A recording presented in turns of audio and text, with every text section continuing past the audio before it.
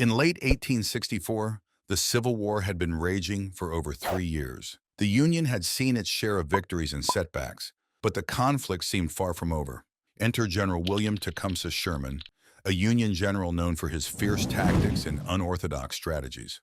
Sherman's campaign began in Atlanta, Georgia, a key industrial and railroad hub for the Confederacy. After a hard-fought battle, Sherman captured Atlanta in September 1864. But he wasn't done yet. He had a bold plan to march his troops 300 miles to the coastal city of Savannah, leaving a trail of destruction in their wake. This was the infamous March to the Sea, starting on November 15, 1864. Sherman's army of approximately 60,000 men was divided into two main wings, each taking separate routes but aiming for the same destination, Savannah.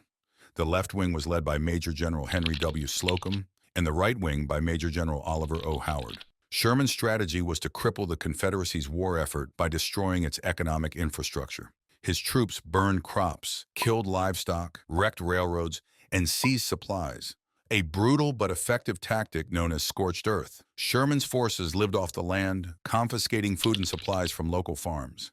This was known as foraging, but it was often done forcefully and left many Southern civilians destitute. The army moved in a wide swath, up to 60 miles wide, systematically destroying anything that could support the Confederate war effort. One of the key targets was the South's transportation network. Sherman's men tore up railroad tracks, heating the rails and twisting them around trees in what became known as Sherman's neckties.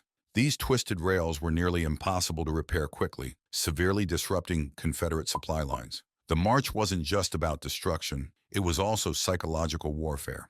By bringing the war to the Southern heartland, Sherman aimed to break the spirit of the Confederacy. The sight of Union soldiers marching unopposed through Georgia was a stark message that the Southern armies could not protect their own people. Sherman's philosophy was clear: war is cruel, and the crueler it is, the sooner it will be over. He believed that by bringing the war to the Southern heartland, he could break the Confederacy's will to fight. Sherman's forces captured and passed through key towns such as Macon, Milledgeville, and Sandersville. Each stop further demonstrated the Union's reach and power. President Abraham Lincoln supported Sherman's plan. He saw it as a way to hasten the end of the war and save lives in the long run. However, the march was controversial. Many Northerners cheered Sherman's success, but others were appalled by the destruction and its impact on civilians. After a month of relentless marching and destruction, Sherman's forces reached Savannah on December 21, 1864.